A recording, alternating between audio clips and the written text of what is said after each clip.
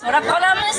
Yana shu udumimizga ko'ra, urf-odatimizga ko'ra mana shu kelin salomlarimizni qabul qilasiz. Avvalaytay hazrati Parvardigorimga salom.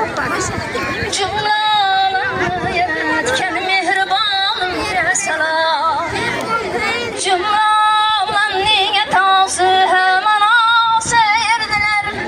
Hazrati Odam Safiyamizga salom. Birni shoh birni gado qildi xadomonde jahon. Birni dono birni mullo berib olimga salom. Bir pari paypar olib yo'l bosibsiz bir bosib. Qaynona yo'l qaynotasi ahli jamoaga salom. Yetti o'g'il yetti qiz bersin xudomonde jahon. So'zingiz shiru shakar shirin zabon xush keldingiz.